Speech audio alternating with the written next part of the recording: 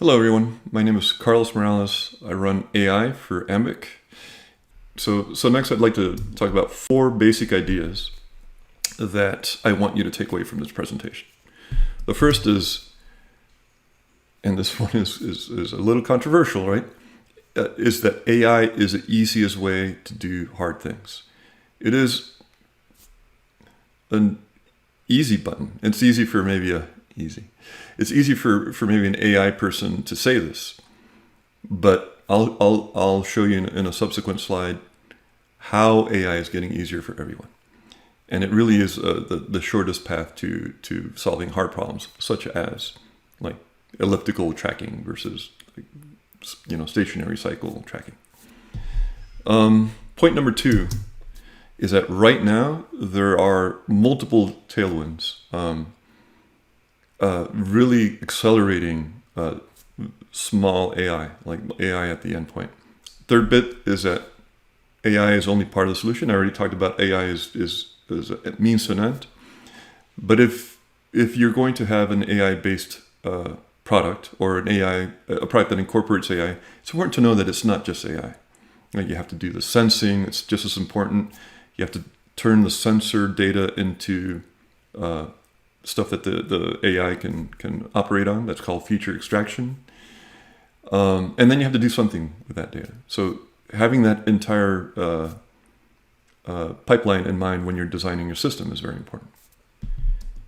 And then the final and important one is that AI is practical today. I'm not talking about some esoteric thing. I'm going to show you real use cases of things that you could do with your products today. So getting into why AI is an easy button.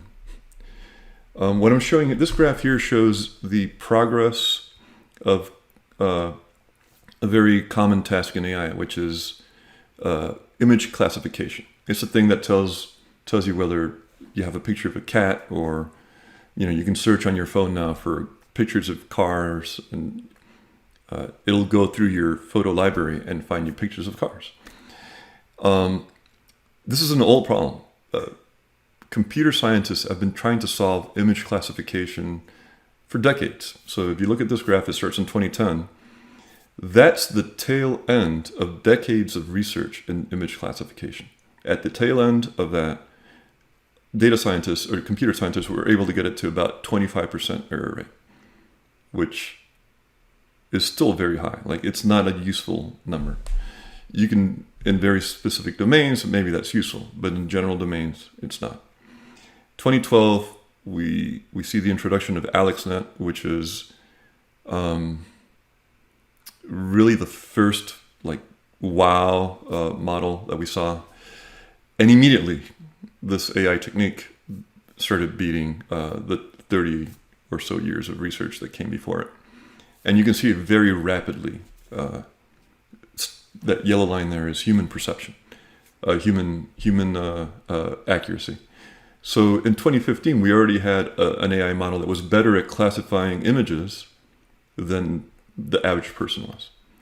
And you see that the graph ends at 2017, and it's not that I'm being lazy, it's that 2017 they declared this problem is solved. We're not going to do this challenge anymore.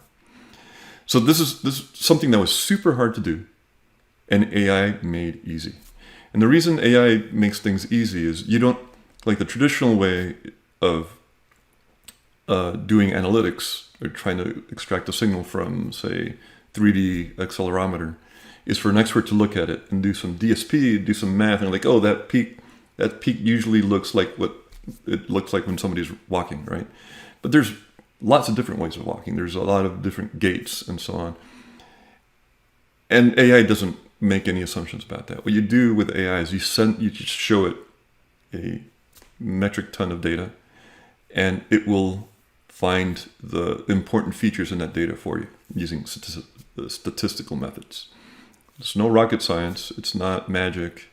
Sometimes, like with DALL-E and all the recent Lambda, if you've been following the news, it feels a little bit magical. It feels like there's an intelligence there, but it isn't. It's a statistical engine that is doing some pattern matching for you.